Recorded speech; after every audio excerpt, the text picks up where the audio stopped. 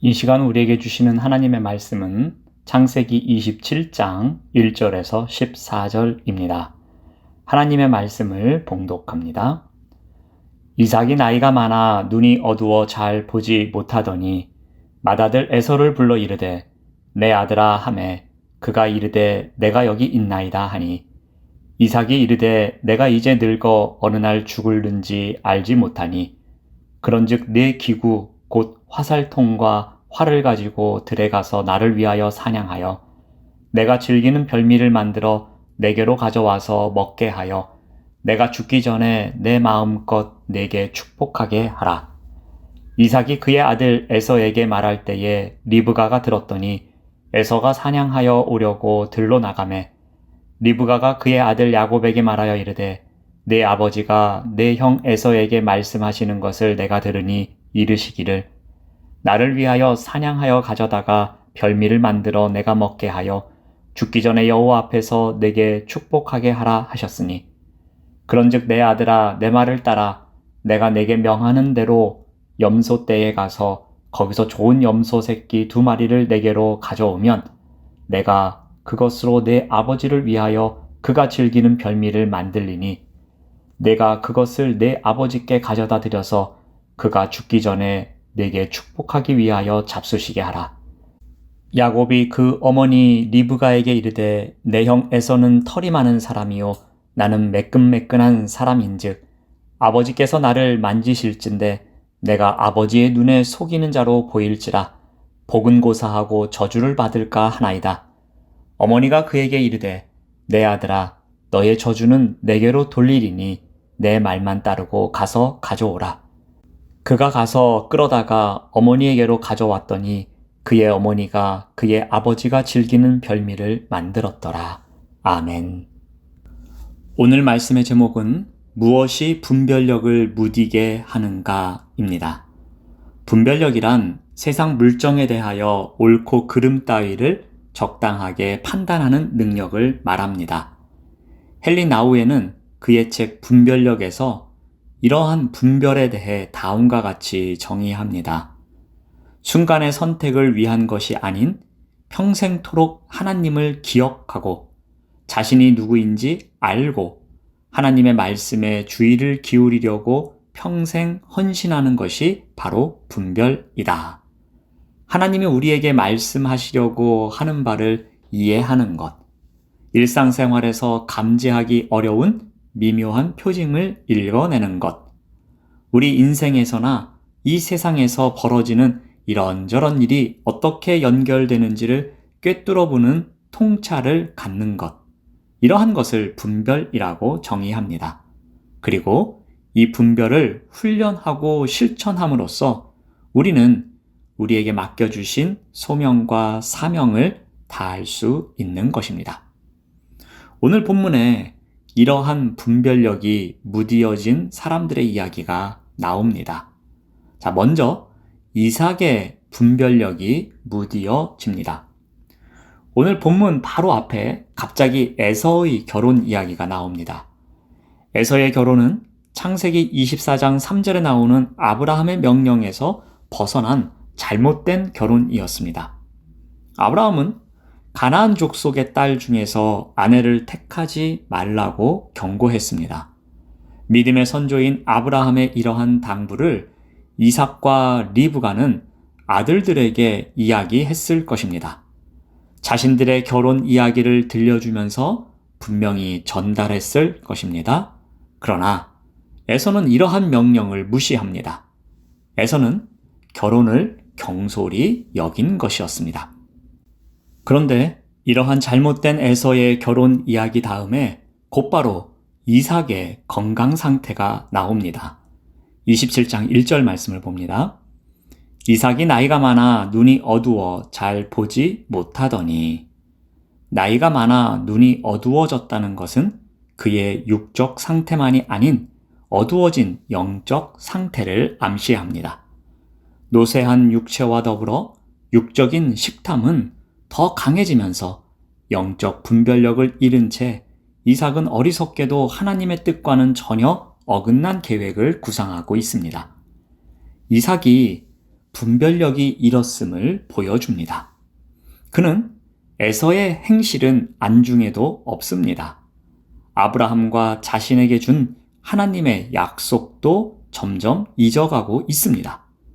이삭이 나이 들어 눈이 어두워지자 죽음이 임박한 줄 알고 에서를 축복하고자 합니다. 이삭은 에서를 자신의 상속자로 여긴 뒤 그에게 장자의 축복을 베풀기로 결심합니다. 노년의 아버지가 임종 직전에 자녀를 불러 장자에게 자신의 권한을 넘기고 자녀의 복을 비는 것은 그 시대의 일반적인 관례였습니다. 그래서 이삭은 에서를 부릅니다. 1절 말씀을 계속 보시면 맏아들 에서를 불러 이르되 내 아들아 하매 그가 이르되 내가 여기 있나이다 하니. 그런데 여기서 문제가 있습니다. 그는 에서만 부르고 야곱은 부르지 않습니다. 이것은 관례에서 어긋나는 것입니다. 분명 야곱이 이삭의 안중에 전혀 없었으며 자신의 축복권을 사용하여 가문이 받을 모든 미래의 축복을 에서에게만 쏟아주고 싶었을 것입니다. 그러나 에서는 가족의 전통을 어기고 다른 혈통의 여자와 결혼한 아들이었습니다. 그는 전혀 복을 받을 자격이 없었습니다. 이삭은 자신이 죽을 날이 가까운 것 같다고 말하면서 에서에게 나가서 사냥을 해서 자신이 가장 좋아하는 별미를 만들어 달라고 부탁합니다.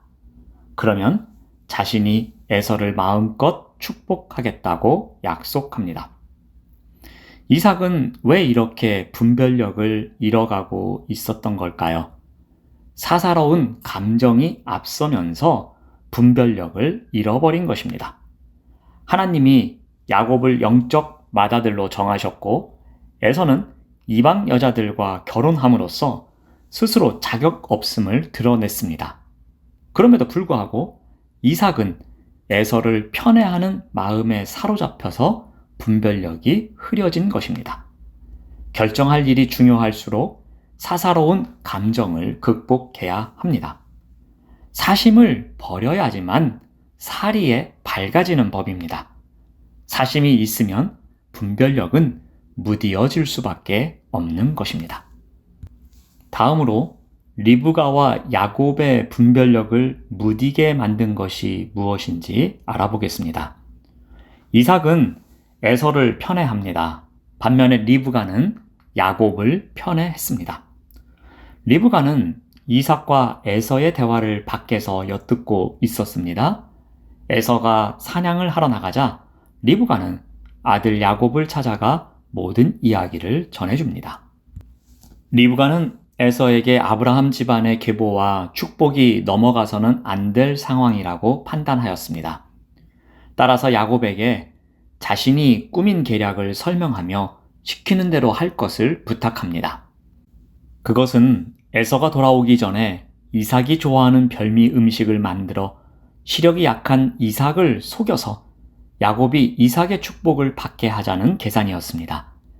남편의 음식을 평생 책임진 리브가는 더욱 이삭의 입맛에 맞는 요리를 할 수 있었을 것입니다. 야곱은 어머니의 계획을 듣고 염려하는 마음으로 에서와 자신은 신체적 특징이 전혀 다르므로 아버지를 속이기 어렵다는 견해를 내놓습니다. 에서는 털이 많고 자신은 털이 없는 사람이기에 시력이 약한 아버지도 만져서 둘을 쉽게 구분할 수 있을 것이고 만약에 속임수가 들통나면 아버지에게서 축복이 아니라 오히려 저주가 퍼부어질 것이라고 걱정합니다. 이것은 죄질이 아주 나쁜 범죄였습니다. 부모를 속이는 데다 부모의 약점을 이용하는 범죄입니다. 리브가는 이 일은 자신이 책임질 일이므로 아버지의 저주를 자신이 받겠다고 안심시키며 나가서 염소를 끌고 오라고 지시합니다. 드디어 야곱은 나가서 염소를 끌고 옵니다. 야곱은 더 이상 자신의 양심과 싸움을 하지 않습니다. 야곱은 선한 양심을 위해 더 이상 저항하지도 않습니다. 리브가와 야곱 또한 분별력을 상실한 모습입니다. 리브가와 야곱은 왜 이렇게 분별력을 잃어버렸을까요? 삶은 방향과 방법이 일치해야 합니다. 특히 하나님의 일은 더욱 그러합니다. 야곱을 복받게 하려는 리브가의 방향은 하나님의 방향과 일치했습니다. 하지만 이삭을 속이는 리브가와 야곱의 방법은 잘못된 것입니다. 방향과 방법이 일치하지 않았습니다. 올바른 방향으로 가는 방법이 그릇되었음에도 불구하고 그것이 잘못인 줄 몰랐습니다. 불법을 당연한 것으로 여긴 것이었습니다. 이러한 그릇된 방법 때문에 나중에 야곱은 집을 떠나게 됩니다. 하나님의 뜻, 즉 방향이 분명해도 그것을 이룰 선한 길, 즉 방법이 보이지 않는다면 기다려야 하는 것이 맞습니다. 그런데 그렇지 못했기 때문에 분별력을 잃게 만든 것입니다. 사랑하는 여러분, 무엇이 분별력을 무디게 합니까? 이삭과 에서, 리브가와 야곱이 그러했듯이 우리 또한 분별력을 무디게 만드는 것이 있습니다. 오늘 말씀을 통해서 우리가 두 가지를 살펴보았습니다. 하나는 사사로운 감정이 앞서면 분별력을 무디게 만든다는 것입니다. 그러므로 중요한 일일수록 하나님의 일일수록 사사로운 감정을 배제해야 할 것입니다. 또 한 가지는 방향과 방법이 불일치할 때 분별력을 무디게 만듭니다. 그러므로 하나님의 뜻, 즉 방향이 분명해도 그것을 이룰 선한 길, 즉 방법이 보이지 않는다면 기다리는 훈련도 해야 하는 것입니다. 기도하겠습니다. 하나님 감사합니다. 무엇이 우리의 분별력을 무디게 만드는지 오늘 본문 말씀을 통해서 묵상해 봅니다. 중요한 일일수록 사사로운 감정을 배제하는 훈련을 하게 하시고 방향과 방법이 불일치할 때에 선한 길이 보이지 않는 그 순간에도 기다리는 훈련을 할 수 있도록 인도하여 주시옵소서. 예수님의 이름으로 기도드립니다. 아멘.